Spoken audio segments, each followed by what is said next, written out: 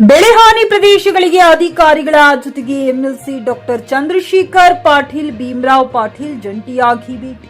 ಬೀದರ್ ಜಿಲ್ಲೆಯ ಹುಮ್ನಾಬಾದ್ ಕ್ಷೇತ್ರದ ಸಡೋಲ್ ವರವಟ್ಟಿ ಕೆ ಕಪ್ಪರಗಾಂವ್ ಹಿಪ್ಪರಗಾಂವ್ ಗ್ರಾಮದ ರೈತರ ಹೊಲಗಳಿಗೆ ಭೇಟಿ ನೀಡಿ ಅವರ ಸಮಸ್ಯೆ ಆಲಿಸಿದ ವಿಧಾನ ಪರಿಷತ್ ಸದಸ್ಯರುಗಳಾದ ಡಾಕ್ಟರ್ ಚಂದ್ರಶೇಖರ್ ಪಾಟೀಲ್ ಭೀಮರಾವ್ ಪಾಟೀಲ್ ಬೆಳೆ ನಾಶ ವೀಕ್ಷಿಸಿ ಆಕ್ಷೇಪ ವ್ಯಕ್ತಪಡಿಸಿದ್ದಲ್ಲದೆ ರೈತರಿಗೆ ಧೈರ್ಯ ತುಂಬಿದರು. ಸ್ಥಳದಲ್ಲಿ ಇದ್ದ ಇನ್ಶೂರೆನ್ಸ್ ಕಂಪನಿ ಸಿಬ್ಬಂದಿಗಳಿಗೆ ಹಾಗೂ ಅಧಿಕಾರಿಗಳಿಗೆ ಇದನ್ನು ಗಂಭೀರವಾಗಿ ಪರಿಗಣಿಸಿ ರೈತರಿಗೆ ಶೀಘ್ರ ಪರಿಹಾರ ಒದಗಿಸಬೇಕೆಂದು ಸೂಚಿಸಿದರು. ಅಲ್ಲದೆ ಹಿಂದೆ ಕೆಲವು ದಿನಗಳ ಹಿಂದೆಯಷ್ಟೇ ರೈತರಿಗಿಲ್ಲ ರಸ್ತೆಯ ಎಂಬ ಸುದ್ದಿಯು ಜೆಕೆ ಕನ್ನಡ ನ್ಯೂಸ್ನಲ್ಲಿ ಪ್ರಸಾರವಾಗಿತ್ತು. ಆ ಸ್ಥಳಕ್ಕೆ ಭೇಟಿ ನೀಡಿ ನಾಳೆಯಿಂದಲೇ ಕಾರ್ಯ ಆರಂಭಿಸಿ ತಕ್ಷಣ ರೈತರಿಗೆ ಹೋಗಲು ಬರಲು ಅನುಕೂಲ ಮಾಡಿಕೊಡಿ ಎಂದು ಖಡಕ್ ಸೂಚನೆ ನೀಡಿದರು.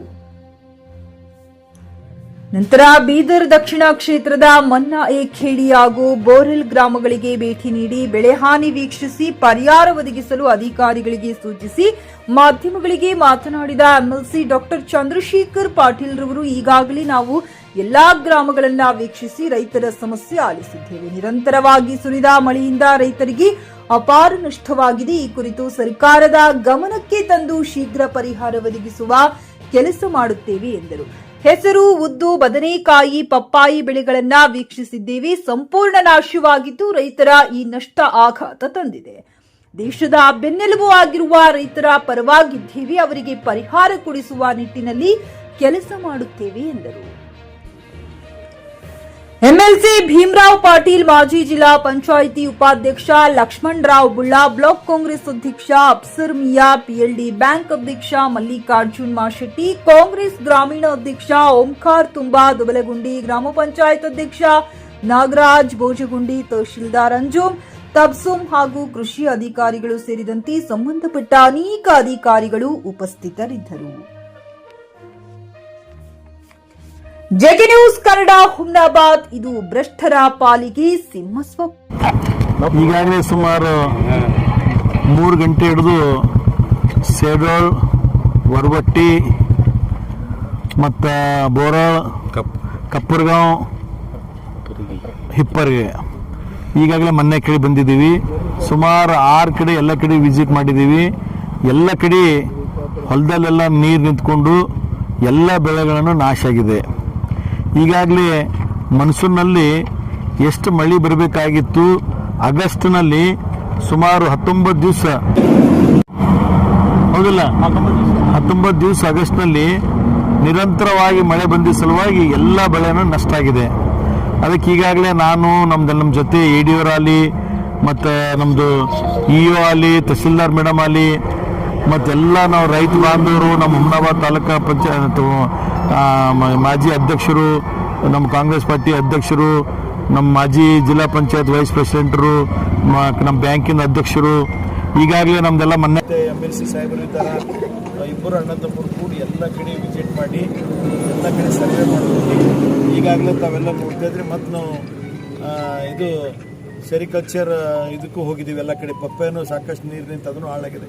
ತಾವೆಲ್ಲ ವಿಡಿಯೋ ರೆಕಾರ್ಡಿಂಗ್ ಮಾಡ್ಕೊಂಡಿದ್ದಾರಲ್ಲ, ಹಾಗಾಗಿ ಇದು ಎಲ್ಲ ಎಷ್ಟು ಹೆಕ್ಟರ್ ಇದು ಆಗಿದೆ ನಮ್ದೆಲ್ಲ ಸರ್ವೆ ಮಾಡ್ತಾ ಇದ್ದಾರೆ. ಈಗ ಆಲ್ರೆಡಿ ಎಲ್ಲ ಕಡೆ ವಿಲೇಜ್ ಹಾಕೊಂಡು ಎಲ್ಲ ಹೊಲಗಳು ಹೋಗಿ ಸರ್ವೆ ಮಾಡ್ತಾ ಇದ್ದಾರೆ. ಯಾಕಂದ್ರೆ ಸುಮಾರು ದಿವಸದಿಂದ ಈ ಹೊಲದಲ್ಲೆಲ್ಲ ನೀರು ನಿಂತದ ಕಾರಣ ಒಳಗೆ ಹೊಲಕ್ಕಾಗಲಿಲ್ಲ.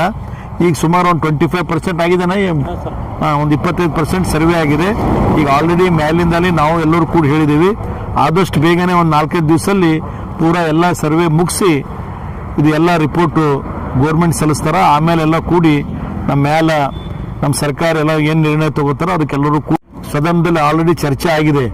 ಏನಂತ ಮಳೆ ಬಂದು ಇಡೀ ನಮ್ಮ ಕಲ್ಯಾಣ ಕರ್ನಾಟಕದಲ್ಲಿ ಎಲ್ಲ ಈ ತೊಗರಿ ಹಿಡ್ಕೊಂಡು ಮತ್ತು ನಮ್ಮದು ಉದ್ದು, ಹಸಿರು, ಸೋಯಾ, ಈಗಾಗಲೇ ಮತ್ತೊಂದು ಇದರಲ್ಲಿ ಕಪ್ಪರ್ಗಾಂವದ ಬದನೆಕಾಯಿ ಪೂರಾ ಕೆಟ್ಟು ಹೋಗಿದೆ.